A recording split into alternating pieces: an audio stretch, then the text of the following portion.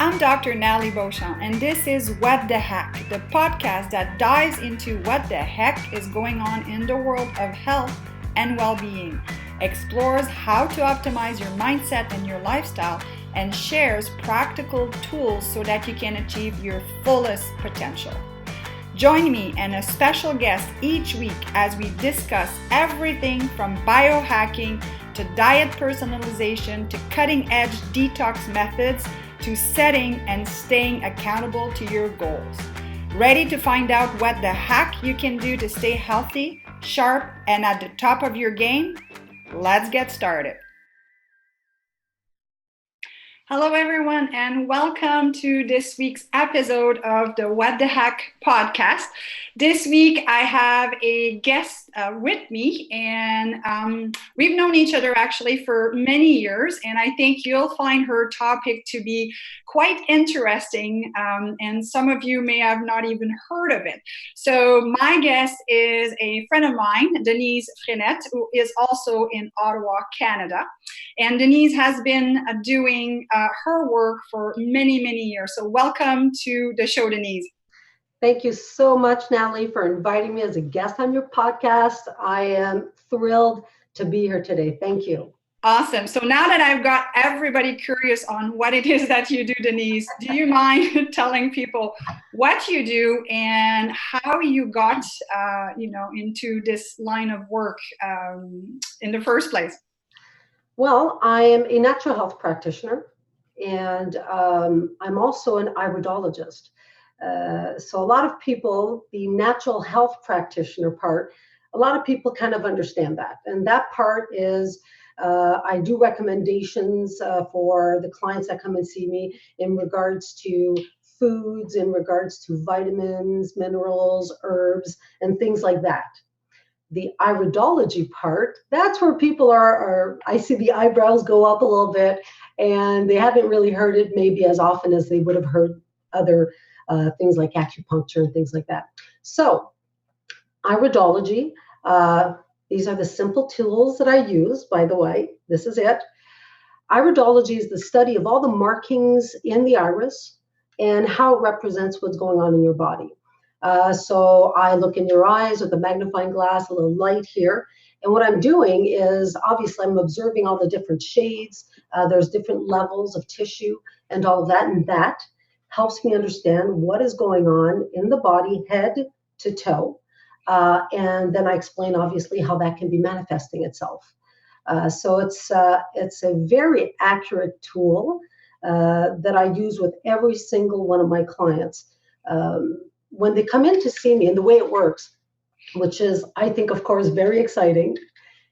When they come in to see me, for the most part, I don't know the reasons why they're coming in.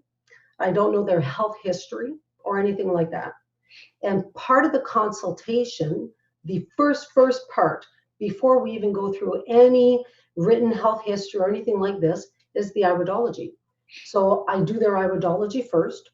I explain to them what is going on in their body, how that can be manifesting itself, and then we go through the written health report. So obviously, if I'm wrong, if it doesn't make any sense, my husband used to tell this to people, and at first I was a little shooken up by this. He goes, "If she's wrong, don't pay and leave." And at first I remember thinking, "John, what are you doing?" He goes, "Honey," he goes, "are you ever wrong?" I'm like, "No, but that's not the point." So I actually say that now. If it doesn't make any sense to you, then leave. And that's it. So needless to say, so far, I've been doing this for 20 years. So far, everybody's had to pay and nobody's left. Nobody's left without paying. So nobody's left. That says a lot. Are some people a little bit scared or reluctant, Denise, to it's like, oh boy, what is she going to see and so forth? Absolutely. Because it does actually get very detailed. And so some people are a little apprehensive and a little nervous about it. But I think once they get it done, once we've done the iridology and they see the accuracy of it and they see how it can help me understand on how to approach whatever issues we're dealing with, then they love it. Of course, they respect it. They love it. And they come back. I've got my regulars that come in. Some come in every 6 months for a checkup. And we do the iridology, see how things are going. Some come in once a year for their checkup. And so at first, of course, because it's different, it's not as well known. It's definitely more known than it was 20 years ago. At first, they have their doubts. And personally, I love the clients that do come in that are skeptical. I love them because obviously afterwards, they realize how great of a tool it is. Yeah, you're going to prove them wrong, right? Oh, absolutely, I love it. Because if it didn't work, I can't even imagine being wrong day after day. First of all, I'd be out of business because nobody would come to see me because they would get around. Yes. Yeah. So how would you mention acupuncture? Because a lot of time when you say this, I'm sure people will say, well, how does this differ from reflexology and acupuncture? Because, those have specific points as well. So can you explain a little bit more on that? Well, it's not that it's definitely different because it's not the hands, it's not the feet, it's the eyes.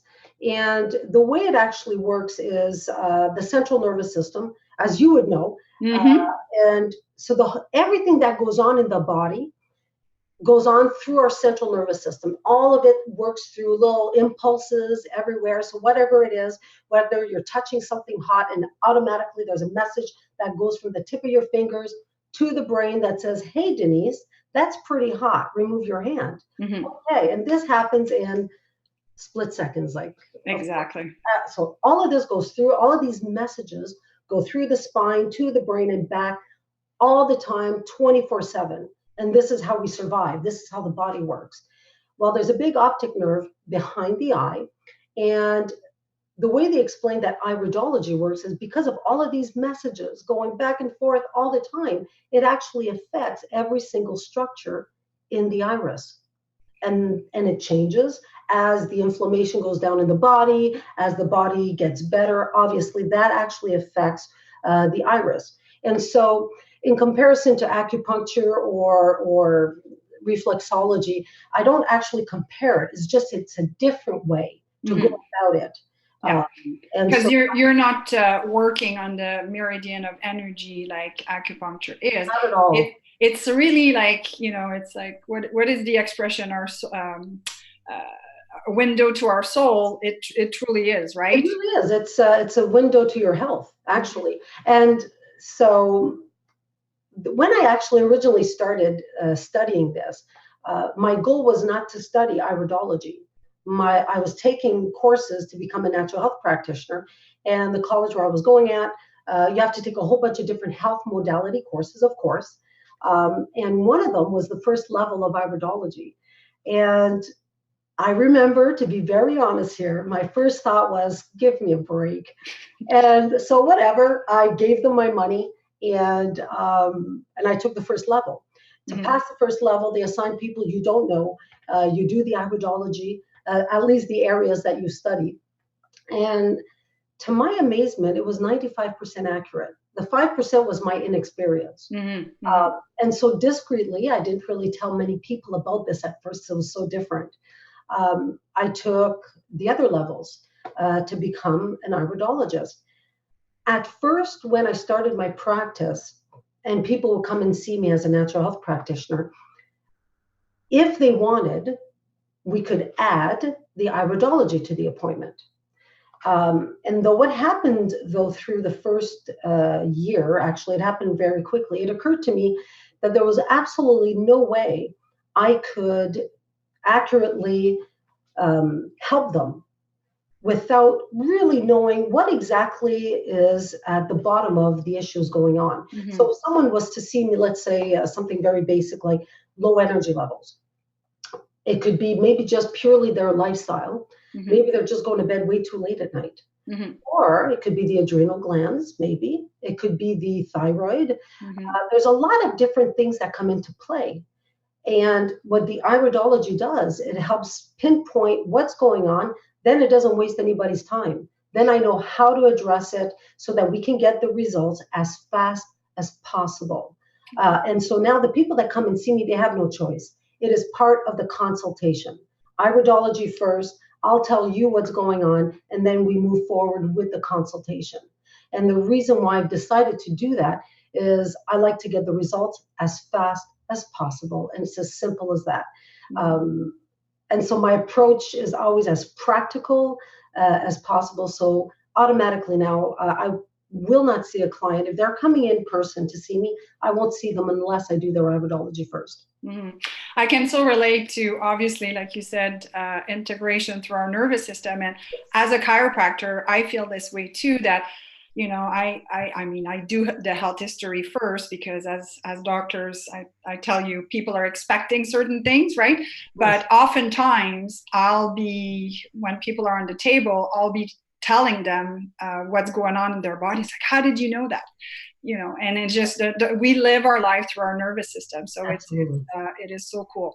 So Denise, tell us, I mean, obviously everybody comes in for different things. And I think as health practitioners, we will guide people, different ways with the modalities that we have. But what do you think are maybe the three most common health issues that people come in, and how do they manifest themselves for you to see them? And what's your approach usually with those three things?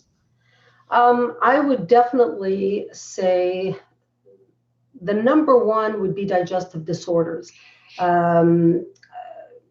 Some people might know it more as IBS, irritable bowel syndrome, or any digestive disorders, whether it's constipation, whether it's heartburn, and things like that.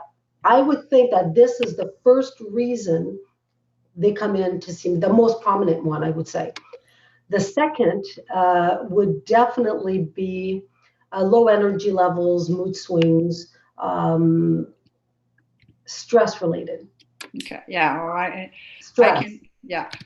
Is definitely the main thing. I personally think that one of the main causes of 80% of the reason the clients are coming in to see me, if we look back on things, on what caused this to start and things like that, a lot of it is stress related, unfortunately.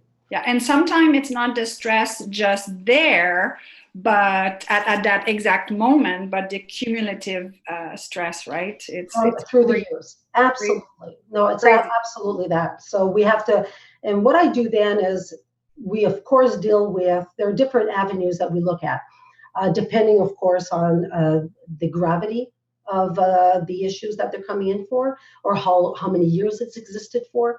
And so often, of course, we have to look at foods that have to be eliminated from the diet for a period of time. Usually people don't like that part. Or foods that I encourage them to add to their diet. Often at first, there has to be supplementation, whether it's through vitamins, minerals, herbs, just to give the body a boost so that it is able to start healing. But a big component of it as well is the lifestyle component. And so we address stress. We address how they perceive stress, because the stress won't go away. We all have families. We all have jobs. We all have bills to pay. And things happen. Traumas happen and things like that. And so we address perception of it, how to deal with it. We look at goal setting to help them feel a little bit more organized. And we definitely address changing certain lifestyle habits, because if you don't change that, the problems usually come back. And so it's a combination of things. Unfortunately, there's never a magic pill. Here, take this multivitamin and everything's going to be all right. And you can keep on eating your Big Macs and it's going to be okay. But unfortunately, it doesn't work that way. So we got to limit the Big Macs to like once a month. At least. And you talked about habit, and I'm sure you've seen my book. Yes, absolutely. Love the book. It is because, and I didn't want, when I wrote the book, I didn't want to just put information, which I have a whole chapter on adrenals in the book. Yes. I wanted people to take action on their habits. So that's why I think it's key. Denise, I have to say your husband has typed in the comments, not staring into my wife's eyes, she might figure me out. So Already done that. I've already done that after It many didn't take years much of time. I figured it out. I figured him out real quick. real quick. And then somebody else posted a comment with Maria, and thank you for that, helped with fibromyalgia, which I can totally see because, again, IBS is kind of this general, Yes, I won't even call it a disease. It's very I know. real for the person, but it's this big generalized diagnosis that we don't know what's going on. And same thing with chronic fatigue and fibromyalgia. It's very real to the person, but what is the cause? So I think having this nervous system approach, central nervous system approach, and those strategies. You have to have that approach. Personally, it's so important. And in regards to fibro, because you had asked me, like, what are the three main type of clientele that come in? Fibro is there, right up there. Now, one important thing that I do want to make clear is I do not diagnose. I don't use diagnostic terms. So if I find that there's a great depletion with the adrenal glands and so on and so forth, I would never say you've got fibro. Absolutely not. I never say you've got arthritis. I'll say there's definitely an accumulation of inflammation in joint tissue and so on and so forth. But I will never diagnose. I won't want to put the patient in a box. Labels, right? Exactly. Unfortunately, though, that's what people are used to, that, you know, a label can be, you know, different depending on the personality of the person. A person may need that label to know, okay, where am I?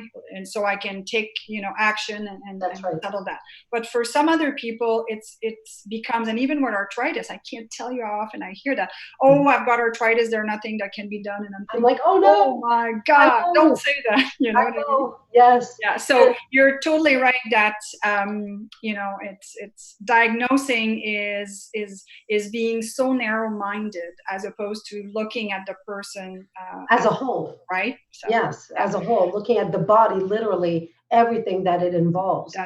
We had another question, Denise. How long has Iridology been used as a health assessment tool? Oh my, it stems in Europe.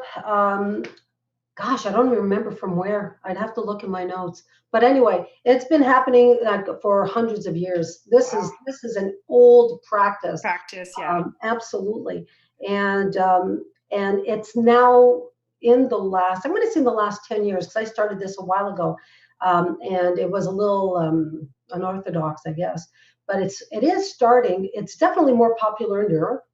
But it's definitely starting to get known quite a bit more than it did 5 years ago. Well, the thing is if you look at the benefit, that it looks at how the body is adapting to the nervous system. That's a big point. It doesn't cost anything than your light and your little. That's it. Absolutely. Yes.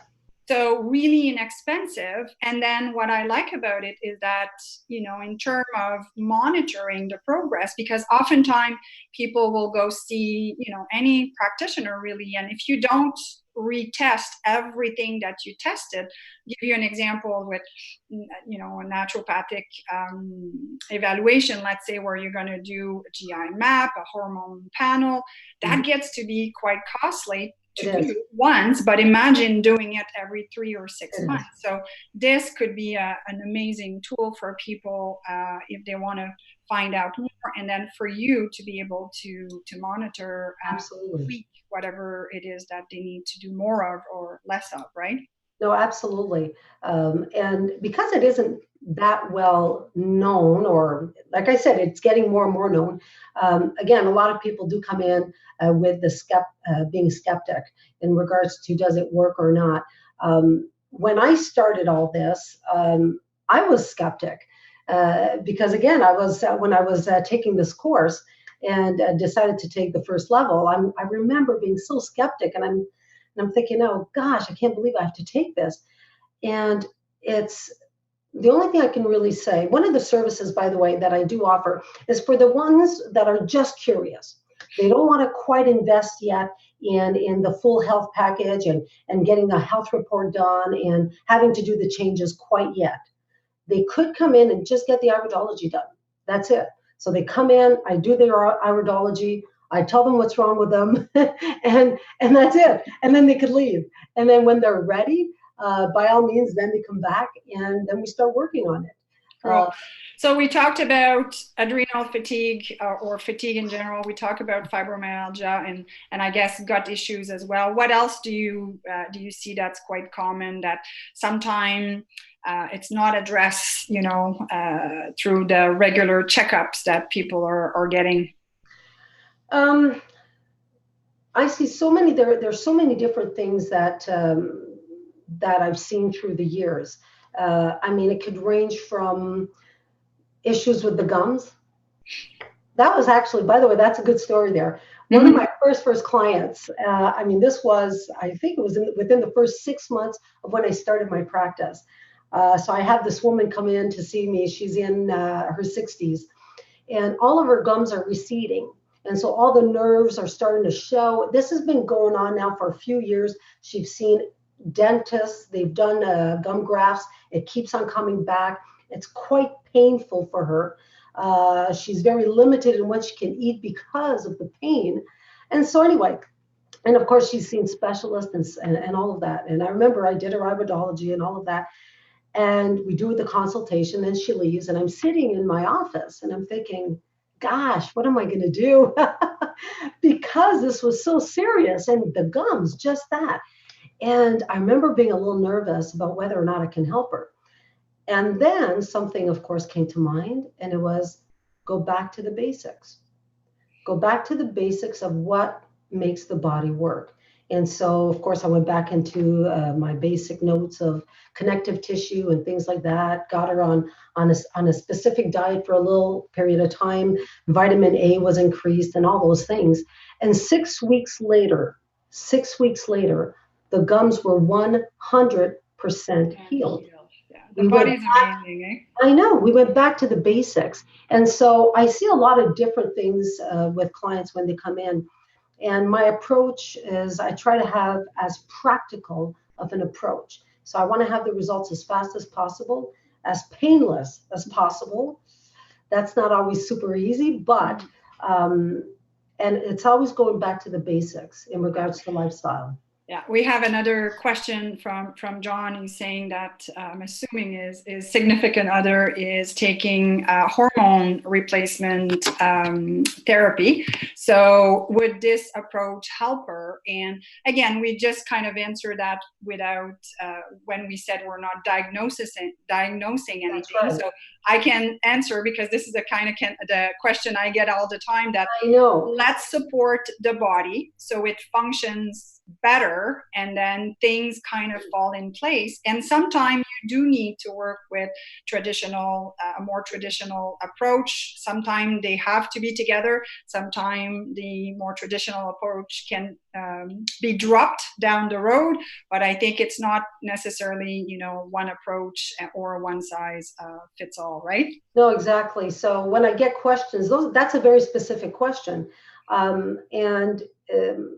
It's not something that I would answer without doing a proper consultation, without seeing the health history, without seeing what exactly is going on and why did they actually take this route to start with. Mm-hmm. And so every body is different. Mm-hmm.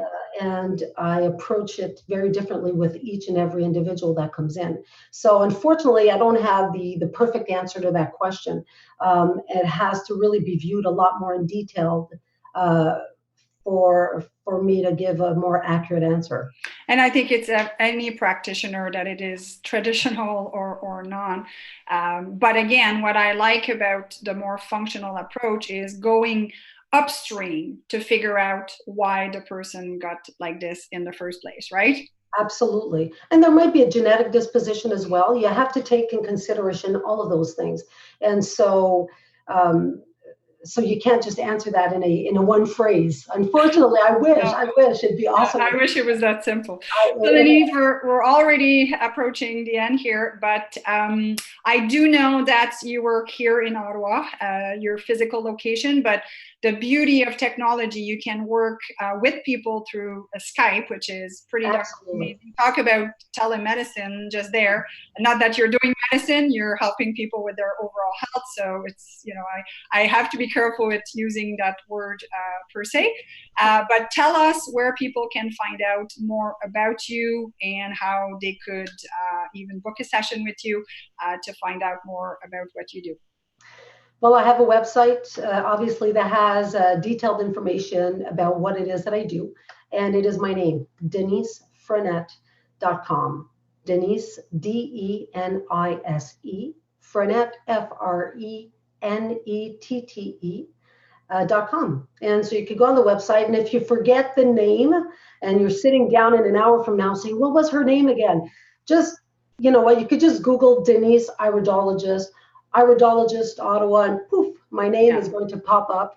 And but by all means, visit my website. There's definitely more information in regards to the services that I offer, in regards to how you can contact me and how you can schedule in for an appointment. Yeah, because in my book, and by the way, if people want to get the first 4 chapters of my book, they can type in the words hack into the phone number that you're going to see on your screen to give you an idea. But in my book, where I was going with this is I always talk about having our wellness team, and having you part of the wellness team can be a tremendous tool, because I see us as a toolkit, and each of us bring different tools, and sometimes we need maybe a little bit more work with this and so forth. But the goal of the podcast, and why I called it the What the Heck, is because what the heck is going on kind of thing, and also hacking with the book. But it's just that there is so much more out there than people realize. So I really wanted to bring all sorts of different guests on the show and talk about topics that people maybe they're not familiar with, right? So thank you so much, Denise. It was a pleasure to have you on. Thank you so much, Nathalie. I mean, just when you contacted me, it was a pleasure. I'm honored that you did. Your books are awesome, and it's a pleasure to be part of what you do. Thank you. Thank you so much. So thank you, everyone, for watching this week's episode of the What the Heck podcast with my guest, Denise Frenette. Hopefully you will join us for our next episode, as I will be talking about the thyroid gland with a friend of mine from the US. I'm going back US, Canada. So, I'll have to get someone from Europe soon. That'll be on my list of things to do. So have a fantastic week, everyone. Bye. I'm Dr. Nathalie Beauchamp, and this is What the Heck, the podcast that dives into what the heck is going on in the world of health and well-being, explores how to optimize your mindset and your lifestyle, and shares practical tools so that you can achieve your fullest potential. Join me and a special guest each week as we discuss everything from biohacking to diet personalization to cutting-edge detox methods to setting and staying accountable to your goals. Ready to find out what the heck you can do to stay healthy, sharp, and at the top of your game? Let's get started. This has been a Wellness on the Go production.